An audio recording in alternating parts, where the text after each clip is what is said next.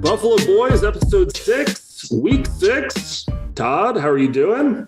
I'm doing well, Ryan. Thanks for asking. Really excited to be here. Absolutely. I'm also excited to be here. Glad to be talking with you again, as always. It's a bit dreary in Atlanta today. We're getting a lot of clouds and some rain. I hope it's a lot nicer where you are. You know, I can't complain, Ryan. It's just getting to the beautiful season. So through October, once we get through October, we're through hurricane season. November through March is just beautiful down here in sunny Miami Beach. So I can't complain. Cool. Love it. Sounds good. I'm sure this is when all the snowbirds start flocking in for the winter. I had a great time in Miami and I was sweating my ass off, so I can't imagine what it's like when it's not incredibly hot. Todd, as always, Buffalo Boys is brought to you by our fellow owner and friend, Doug Black, and the good folks at Mattress Blacks. As you football fans may know, daylight savings time is slowly approaching an end here in a couple weeks, and it is going to get pretty dark early out there. And you know, what a perfect time to get some extra Z's in, and what a perfect time to upgrade your old dusty mattress. At Mattress Blacks, you can choose from hundreds of varieties of the best mattresses in the market from all the name brands that you've come to love and trust. And of course, at Mattress Blacks, you will always get a king-size mattress that is good for your back. I got a king-size mattress that's good for your back. If you use code BUFFALO at checkout, you'll get 15% off this week off your first order. Again, that is Mattress Blacks. He's got a king-size mattress that's good for your back. I got a king-size mattress that's good for your back. You know, Ryan, I meant to tell you, I actually had someone reach out from the Wirecutter. They are about to announce Mattress Blacks as the #1 direct-to-consumer mattress. Wow. That is huge. Congratulations to Doug. Congratulations to all the folks at Mattress Blacks. Listen, when they IPO in a couple of years, Todd, maybe you and me will be able to get in on the ground floor, maybe get some of those early stock options. I guess we'll have to talk to the man himself. Fingers crossed on that, and congratulations to all the success, Doug. All right, Todd. Well, before we begin episode 6, as always, I got to know, what are you sipping on today? So I'm sipping on a non-alcoholic beverage, a Hydration Homie brew, There you go. if you will. It's Noon. So I don't know if you've had the Noon tablets. We may have had some when you were down, but it's basically just like Gatorade tablets without the sugar. So it's just like hydration, flavored water. They do some things like throw in some vitamins and claim immunity and stuff like that. I think it tastes good. I think it's great after a run, and hashtag not a sponsor. I love it. Not a sponsor yet. Perhaps we can get Noon to sponsor the pod one day. But yeah, that sounds great. I'm enjoying some tea here in the afternoon, some English breakfast tea from Twinings, I believe is the brand that I buy. But I found, Todd, that a tea in the morning and a tea in the afternoon is the perfect amount of caffeine that I need. Glad we're both Hydro homies today. Staying responsible. Yes, cheers. With our palates quenched, it is time to jump in to Buffalo Boys. As always, Todd, we start off the week with Quality Control Coach of the Week. Who do you have in this one? This week, Dave is our quality control coach. He left 0 optimal points on the bench, so he started his best lineup. To be fair, though, there wasn't any hard decisions on his bench, and it wasn't enough to even overcome Jimmy. And of course, for every quality control coach, there has to be a clown owner of the week. Who are you picking this week, Todd? Thanks, Ryan. The dubious honor is all mine this week. I left 19.7 optimal points on the bench, which would have put me ahead of Adload this week, albeit most would not consider starting both Michael Carter and Breece Hall. All right, great stuff. Moving on to bold prediction recap. Last week, Todd, I picked the Giants and Packers game, your Packers, to be a snooze fest. I believe the over-under was 41.5, and I said that this game would have less than 30 points scored. Yikes. Not one of my best predictions. There ended up being 49 points scored. Of course, that game was in London, and it was quite a contest. It was quite a fun one. Yeah, not the best prediction. last week for me. What was your bold prediction last? Well, I was right there with you, Ryan. Unfortunately, I predicted both A.J. Dillon and Aaron Jones to end up with 75 yards or more. It was a complete and sad flop. They just didn't get A.J. Dillon into the game, and no matter how many times Matt LaFleur says it, he doesn't get the running backs in the game enough. Man, that's frustrating. He really needs to. Those guys are good. All right, Todd. Well, moving on. This is a segment that we introduced a couple weeks ago. It is not an OG segment. I've really been enjoying it so far. It is our trivia segment. I heard you have some good trivia on deck. I can't wait to hear it. I've got a doozy for you this week, Ryan. For all the lads that like to kick a ball around here, this one's for you. How many fake punts have resulted in a pass in 2022? Wow, that's a great question. I feel like I've personally seen at least two. I mean, we're only 5 weeks in. I'll guess 5. Ryan, were you reading my show notes? Because you were spot on. Wow, look at that. Averaging 1 a week so far. This is the highest rate we've seen since 2017. Wow, would you look at that? Many special teams coaches, rolling the dice. Love to see it. Love to see the trickery. Maybe we'll see 1 or 2 in week 6, Todd. I guess we'll have to wait and find out. Well, after trivia, of course, we have quick hit stats. This is a favorite amongst the Buffalo Boys listeners. Can't wait to hear what you've got this week, Todd. And of course, hit me. As always, Ryan, gladly. For our first quick hit, starting off in the NFL portion of quick hits, we've got Breece Hall, who is also on my fantasy team, so I'm very glad to bring this one to the league's attention. Breece Hall leads all running backs with 50-plus carries or more in explosive play percentage. He has an explosive play, which is defined as 15 yards or more, on 10% of his touches. He's also contacted behind the line of scrimmage on 52% of his carries, which is the 5th most for any running back. So what does that mean? It means that he's getting contacted behind the line and still producing massive gains, and my fantasy team thanks him.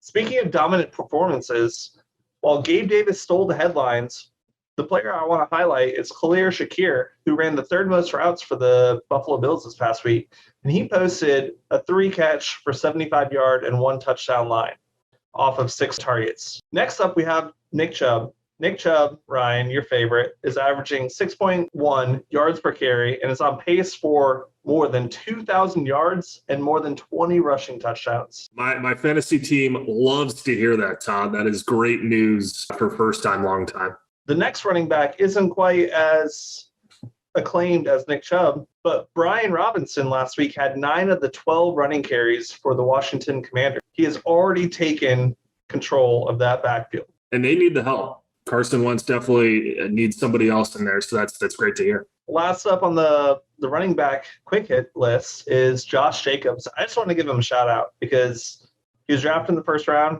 He's been slandered as a dead zone running back in drafts, and he is currently 5th in the league in touches at 21.6 touches per game and is absolutely crushing it for Rick.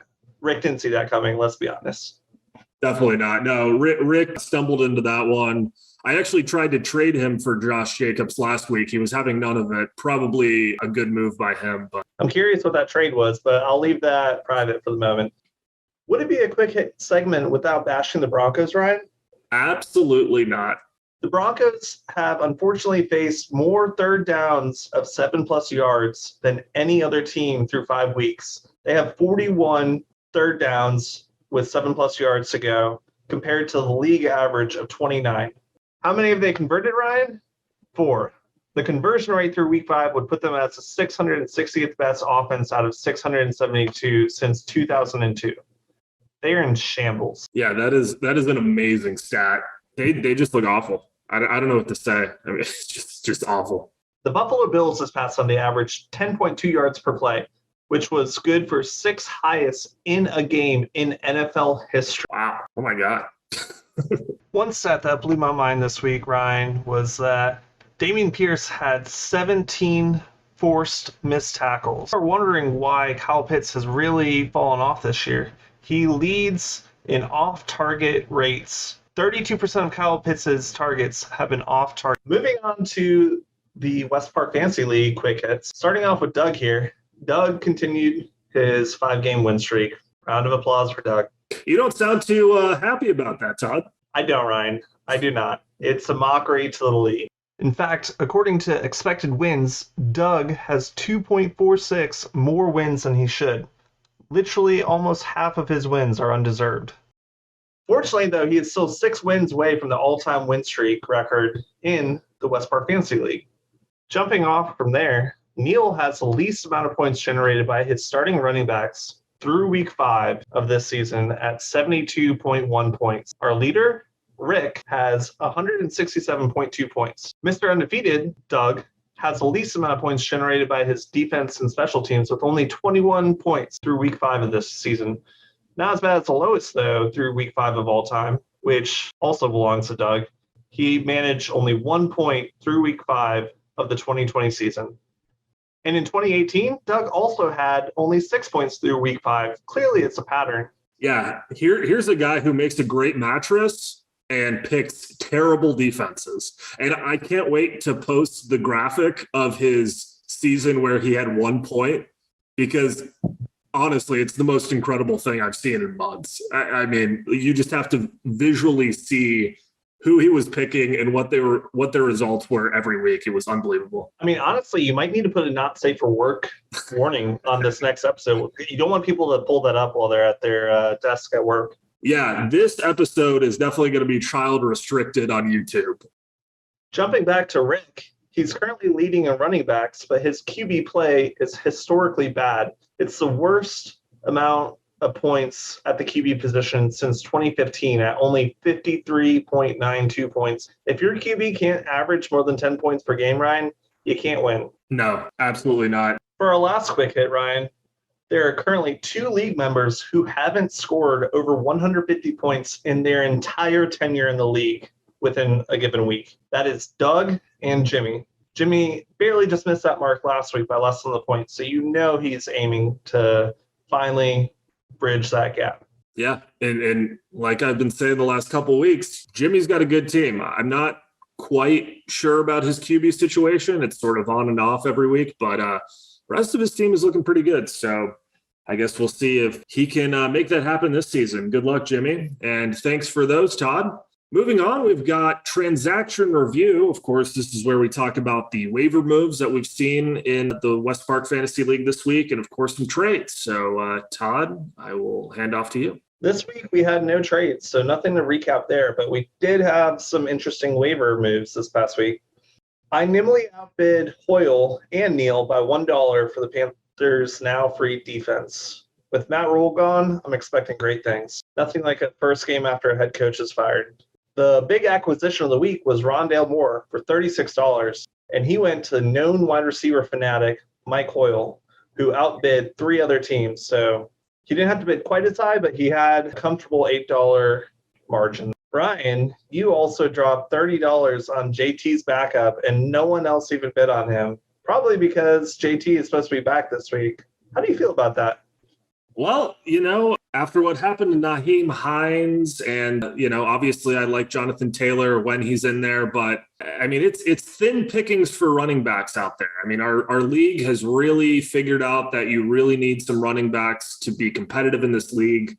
So I didn't want to take any chances. I had some room on my bench. I just wanted to get Indy's 3rd string running back. He had a good performance when Nyheim Hines went out. So, he's just sort of there for a safety cushion. I hope I don't have to use him. But anyway, I definitely paid too much, though. $30, Todd, definitely too much, but I'm okay with that. Spending my waiver money, it's sort of monopoly money for me, so it's okay. Last up, it's that 6 out of the top 14 kickers are still unowned, Brian. We're getting worse. Last week was 3. People aren't picking them up. And that's it for transaction review, Ryan. All right, Todd, and that brings us to the meaty portion of this week's episode. Like every week, it is matchup rundown. I had another good week. Last week, I went 5-2. I am now 17-11 for the season. And when I say the season, I mean week 2 through 5. I still don't know how I did week 1. I will eventually calculate that and figure it out. How did you do last week? It was a good week, Ryan. I finished 5-2 overall, putting me positive on the season still.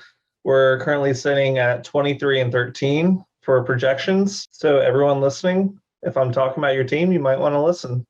Yeah, Todd, we're doing pretty good. So owners out there, listen. Forrest, listen just once. We miss you. We love you. We hope you'll come on the podcast. Do you want to give Forrest a little code word that if he listens to this segment, if he tells you, we'll give him $5? Yes, great idea, Todd. Forrest, if you're listening to this, if you DM me the word banana, I will give you $5. That's how I know that you have listened to the podcast. But it has to be before the Sunday tip-off. Okay. Yes. Thank you, Todd. You've heard it here. I hope I'm $5 less rich by Monday morning, Todd. I guess I will report back. Okay. Enough about that. Our first game, Rick versus Mike S. I think Mike is going to get his first win. This should be my bold prediction. I actually do not have it as my bold prediction, but thinking about it, okay, yes, I'm going to make this my bold prediction of the week. Mike S is going to get his first win. Unfortunately, Rick's two biggest assets are out. Henry and Jacobs are both on bye, and his bench is looking not so good. So even though Mike's team is really not great, I think he is going to pull out the W this week, Todd. Tell me I'm crazy. You're not crazy, Ryan. This was pretty low-hanging fruit, and I actually had this as my game of the week. I'm predicting Mike starts to fuel up his rocket ship and get his first win. And it's too easy to call this. I mean, Rick will be starting Josh Kelly and Mark Ingram. That's all we have to even say about this. Wow. Okay. The fuel boosters are ready. The rocket ship is in place. I don't know if it's going to the moon this year, but maybe it'll go somewhere to 500. I don't know what the space or Earth equivalent of 500 would be, but okay. I will say, though, that Rick holds a 3-1 lead over Mike historically. So Rick clearly has Mike's number, and it's not hard to have Mike's number this season. So trends are pretty positive for Rick here. Unfortunately for Rick, though, his starting lineup has averaged 83 points in the season compared to Mike's current starting lineup, which would average 95 points. The key here, though, Ryan, the key for me is that Mike has my breakout of the week, which we'll touch on soon. All right. Awesome. Okay. We're giving lots of love to Mike. I love it. I can't wait to hear that breakout of the week later. Let's move on to Doug versus Adler. As upsetting as this might sound to you, Todd, I think Doug's going 6-0. I think this will be a good game, but Doug's team is just so nasty all the way through. I think a number of his players are going to have really good games. He's projected right now at 111, while Adler is projected at 89.6. Adler will finish with a higher score than that. But yeah, I think Doug's team is looking really good. He's going to cruise into this one 6-0. Congrats, Doug. Well, Ryan, I'm on the other side of the fence here this week. I've got Adler over Doug. You know, once Adler actually picks up a kicker, one of his favorite things, he will be looking a lot better in terms of projections. But I think the key here actually is that the Cardinals-Seahawks game has the second highest over-under of the week at 51.5 points. So what that tells me is that there's a big week incoming for Kyler here. Kyler's going to go off, and I think that will carry Adler over Doug. Okay. I love to hear it. Wow. The first loss from Doug. What will the group me look like when that happens? I can't wait to see the aftermath. All right. Next game is Mims versus Forrest. Todd, who you got in this one? I've got Forrest over Mims. You know, Forrest, again, as I've said, is my preseason favorite, and he only added to his team this past week. He got Taysom Hill, and Taysom Hill is a cheat code. It's not fair, and I think it's going to pay off for him this week. Yeah, Todd, we agree on that one. I think Forrest has this one, and I'm embarrassed to say that at one point in the season, I had Taysom Hill on my roster. I don't know why I let him go, but I did, and he went off last week against my team. Luckily, Patty Mahomes came through for me. We just edged out a victory against Forrest, but yeah, against Mims, I think Forrest definitely has this one. I've got your game next, Todd. It is you versus Jimmy. I would love to know your thoughts. I've got myself.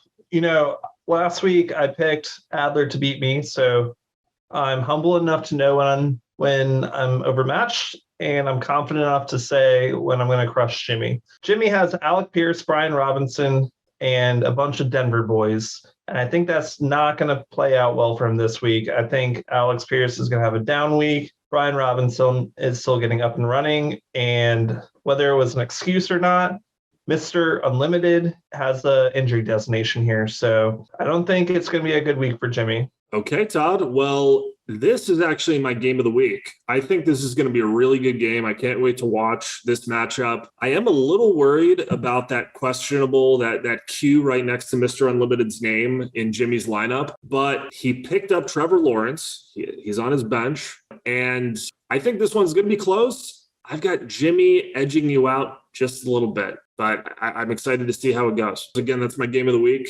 Can't wait to follow it this weekend. Keeping with the Buffalo Boys games, let's talk me versus Mikey Shorts. I'm predicting a big win for me this week. I'm feeling really good coming off the come-from-behind victory against Forest, and unfortunately, it just hasn't been Mike's season. I think the misery is going to continue, so I've got me.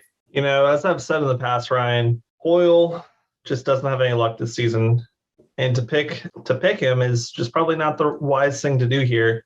But I'm going contrarian, and we've never had a team not win a game in a season, and that includes Rick for 3 seasons or 4 or however many he's been at the bottom of the league. So Hoyle at some point has to win. So I'm projecting Hoyle to overtake you this week, given that I think Minnesota versus Miami is going to be a shootout, which leads to big points for Justin Jefferson and Jalen Waddle. Wow. Speaking of a bold prediction, I mean, are you saying that both teams with 0 wins are going to come out of this week with a win? I love the confidence, Todd. I love where you're coming from. Fortune favors the bold, Ryan. That is true. That is something I try to live by. Not very well. Yeah, that I love it. I guess we'll see what happens. Next is Dave versus AJ. ESPN thinks this is going to be a blowout. I think so too. I think AJ gets the win pretty easy. Fascinating, Ryan. I did not even consider ESPN's, albeit not that great projections here. I took it at face value and said Dave is going to overcome AJ here. And why? Because the Bills and Chiefs are playing, and the over-under there is the highest of the week. It's at an astounding 53.5 points in the game. If there are 53.5 points there, Josh Allen is going to feast. It's true. But Dave, you might want to switch the Buffalo Bills defense out. I know they've treated you well, but I don't think it's going to benefit you this week. Okay, will Dave listen to you? I guess time will only tell. And finally, Nixon versus Neil. I'll let you go first here, Todd. Who you got? I've got nothing interesting for you. I'm calling this a coin flip, despite Neil's atrocious roster, and saying Nixon overcomes Neil, but it could go either way, really. Wow. Okay. I've got Nixon in this one. Yeah, like you said, Neil has had a bad season. I think that will continue. Nixon's got this one. Sorry, Neil. All right, Todd, next is breakout of the week. Last week, I thought Devontae Parker would go off against the Lions. At one point, I had him on my roster. Well, glad I didn't start him. He had a total of 0 points, 0 catches. I mean, it was just a bad week for me, picking wise, except for matchup rundown. I don't know what I was thinking, but yeah, that didn't work out. I'm hoping this one will work out though, Todd. My breakout this week is my boy, Jonathan Taylor. He has had a pretty bad start to the year relative to his value. I picked him up for $78 during the draft. Obviously, he had a good week 1, but he's really faltered since. He was injured last week. I'm hoping if he's healthy, he will have a big game against the Jaguars, and I hope he goes off. I'm going to get ahead of this one for you, Ryan. The league, a couple of specific individuals are going to say that this is not a breakout, that JT should not be considered a breakout. I'll say that if he's a breakout, he's going to have 25 points on the week. And I think that might be in the cards for him this week, Ryan. So I wish you the best. Likewise with you, though, my breakouts of last week were terrible. I predicted twofold. One, that Robert Woods would have a breakout. He did not. And I predicted that Mike Simpson's tight ends would break out. And I should have known better. They still only have 1.2 points on the season. This week, my breakout is Kenneth Walker, also on Mike's team. I've got Kenneth Walker feasting this week and getting 20 total touches and over 100 yards to really cement his first breakout game of his NFL career. Love it. Love it, Todd. All right, Todd, you alluded earlier that you had another bold prediction. Tell the people all about it. Sure thing. My prediction is to Mike's benefit here. I'm predicting Ramondre Stevenson to get 125 yards and 2 touchdowns this week and be a top 5 running back. Okay. Lots of good news for Mike Simpson. Good luck this week, Mike. And finally, weekly wager. Todd, tell us about the weekly wager last week. I don't know if anyone actually picked it up. I don't think they did. Tell us how that one went, and then tell us your weekly wager this week. Ryan, we released late, so it's no one's fault, but no one took the bet last week. This week, though, I have another longer-term bet here. I'm betting that, as we talked about earlier in the pod, that Jimmy gets to 150 points in a game before Doug. My bet is only for this season, though. So if neither can get it this season, it's going to be a push. But I'm betting that Jimmy gets 150 points in a game before Doug. Okay. I love it. And is that a $5 bet? That's a $5 bet. Okay. Come one, come all. If you think, if you have any faith in Doug's team, let us hear about it. Maybe the Mattress Black himself will put up some money. Who knows? All right, Todd. Well, that was episode 6 of Buffalo Boys. Thanks to everyone who's been listening, who's been following, who's been commenting, liking the videos. We really appreciate it. We're having a lot of fun putting this together, so hopefully you've been enjoying it. As always, Todd, thanks for everything, and good luck this week. Likewise, Ryan. And don't get buffaloed.